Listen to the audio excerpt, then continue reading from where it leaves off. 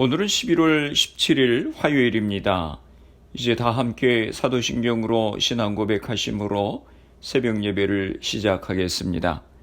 전능하사 천지를 만드신 하나님 아버지를 내가 믿사오며 그 외아들 우리 주 예수 그리스도를 믿사오니 이는 성령으로 잉태하사 동정녀 마리아에게 나시고 본디오 빌라도에게 고난을 받으사 십자가에 못 박혀 죽으시고 장사한 지 사흘 만에 죽은 자 가운데서 다시 살아나시며 하늘에 오르사 전능하신 하나님 우편에 앉아 계시다가 저리로서 산자와 죽은 자를 심판하러 오시리라.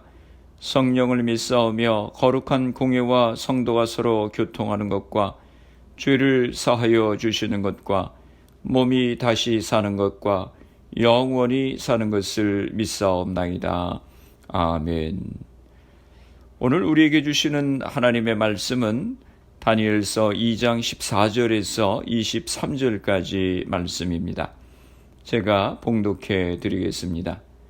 그때의 왕의 근위대장 아리옥이 바벨론 지혜자들을 죽이러 나가매 다니엘이 명철하고 슬기로운 말로 왕의 근위대장 아리옥에게 물어 이르되 왕의 명령이 어찌 그리 급하냐 하니 아리옥이 그 일을 다니엘에게 알림해 다니엘이 들어가서 왕께 구하기를 시간을 주시면 왕에게 그 해석을 알려드리이다 하니라.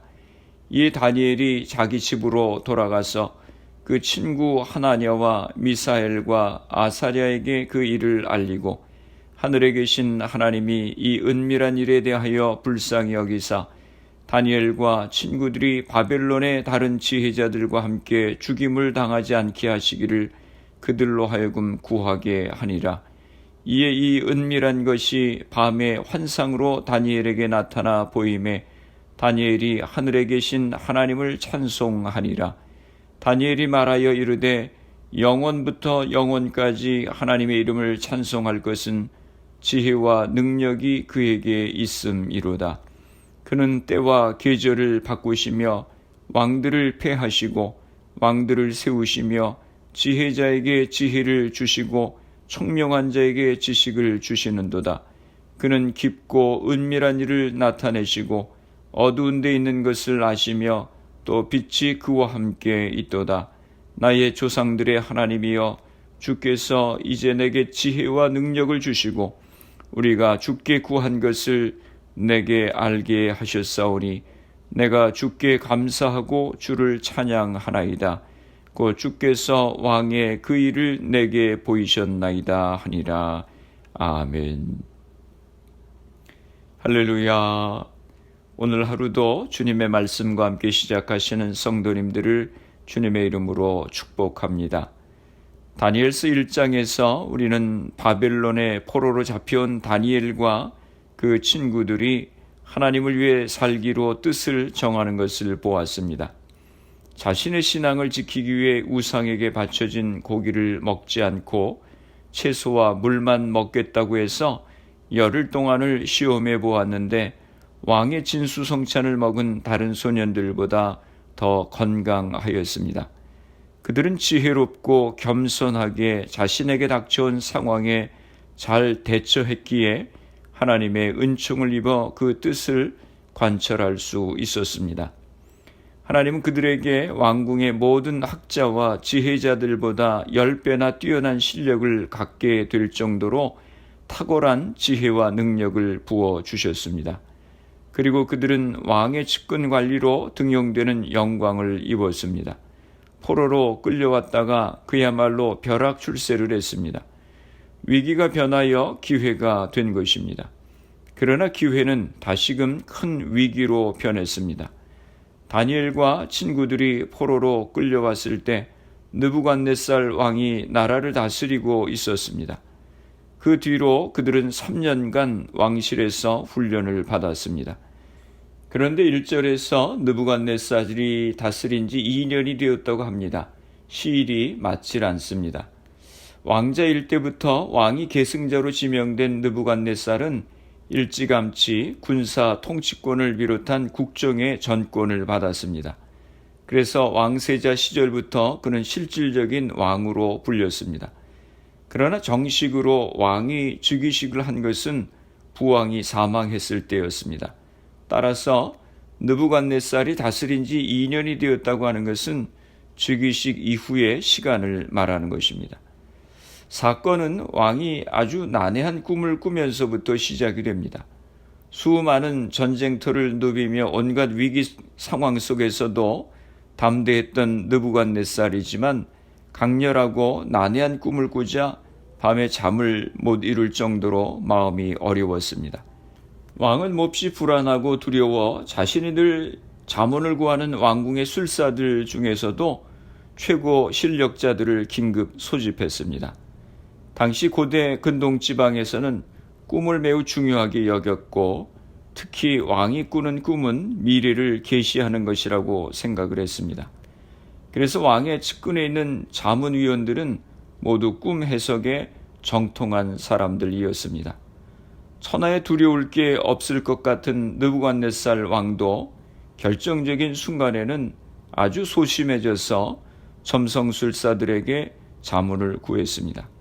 3절 말씀에 보면 왕이 그들에게 이르되 내가 꿈을 꾸고 그 꿈을 알고자 하여 마음이 번민하도다 하니 라고 말씀합니다. 왕은 자신이 꾼 꿈을 알고 싶어 했습니다.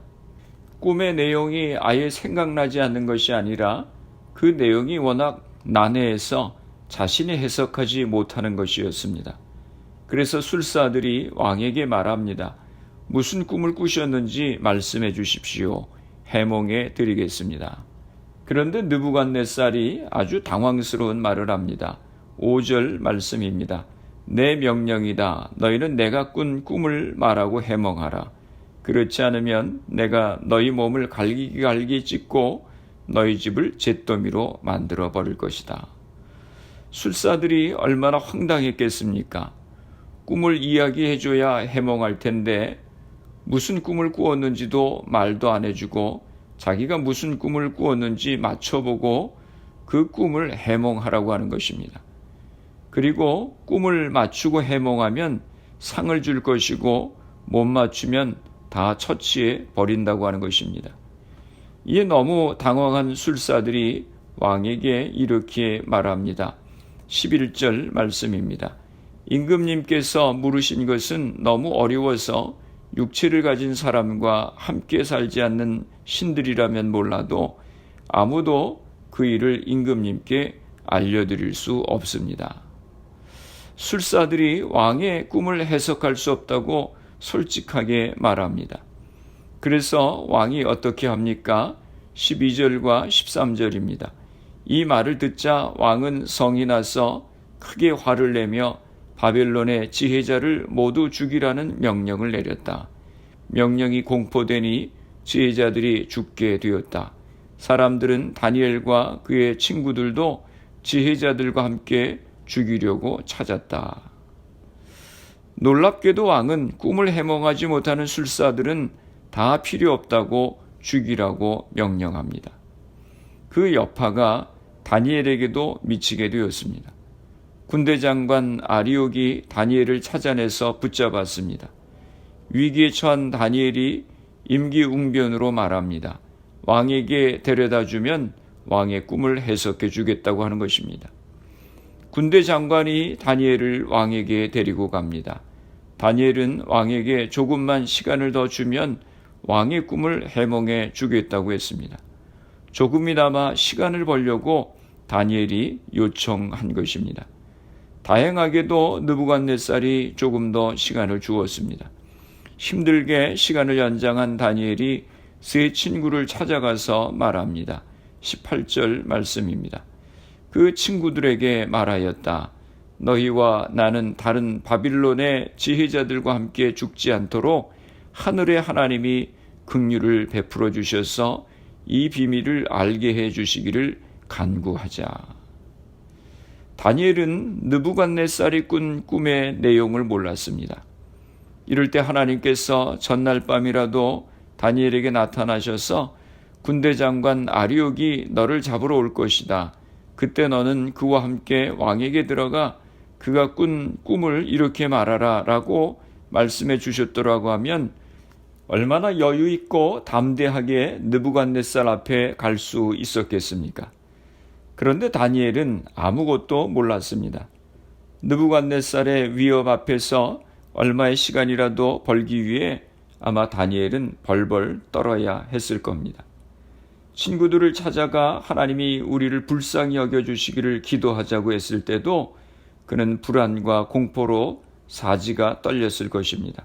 아는 것이 아무것도 없어서 말입니다.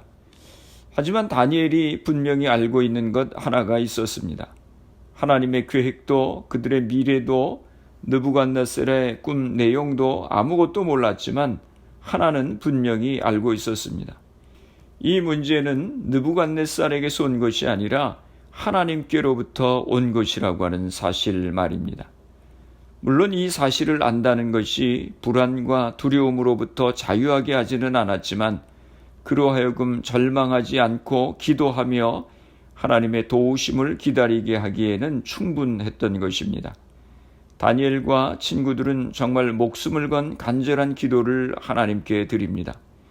이 위기를 타파하는 길은 그저 하나님께 우리를 불쌍히 여겨 주시옵소서라고 몸부림치며 기도하는 것뿐이었습니다. 느부갓네살의 꿈은 그의 심리 상태를 보여주는 단순한 것이 아닌 하나님의 계시였습니다. 다니엘과 그의 친구들이 생명을 건 간절한 기도를 하며 하나님의 은혜를 구했는데 하나님께서 다니엘에게 느부갓네살이 꾼 꿈의 내용을 환상을 통해 보여주셨습니다.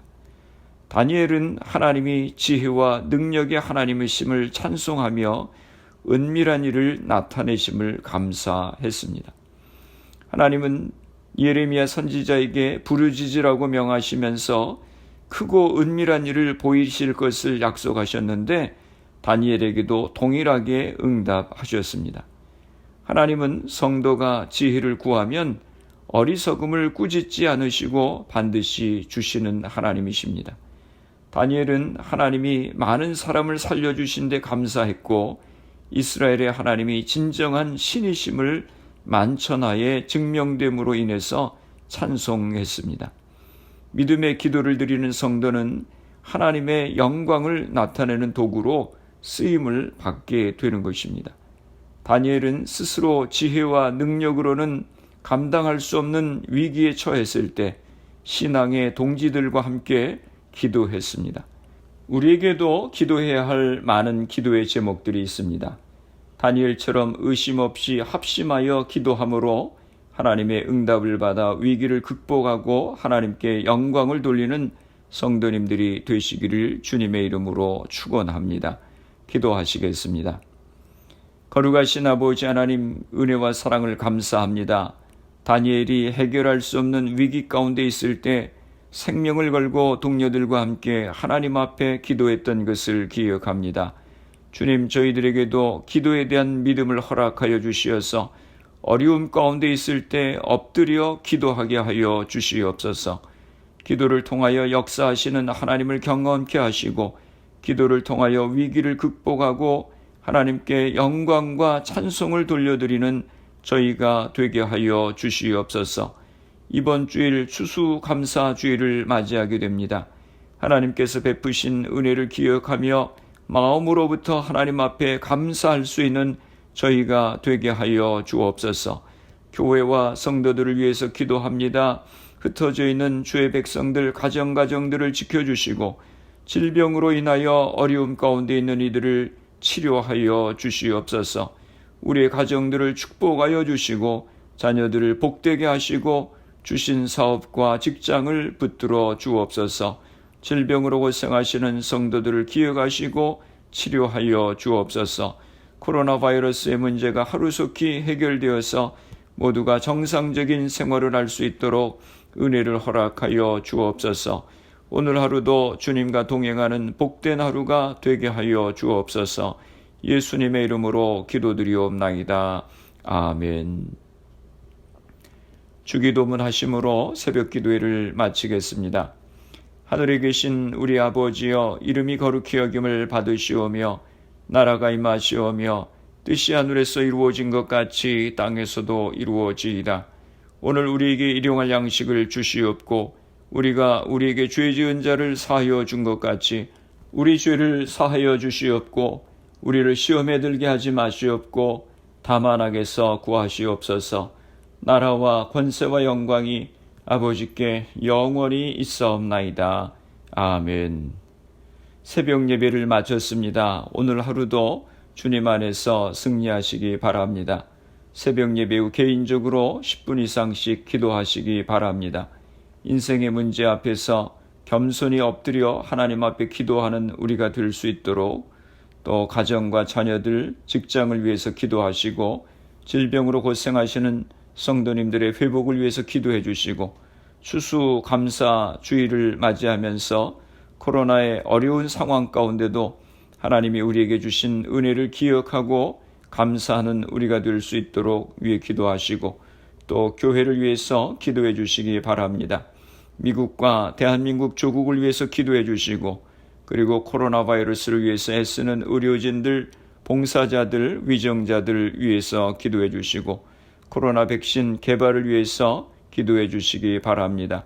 코로나 바이러스로 희생된 가정들 또 환자들 위해서 기도해 주시기 바랍니다.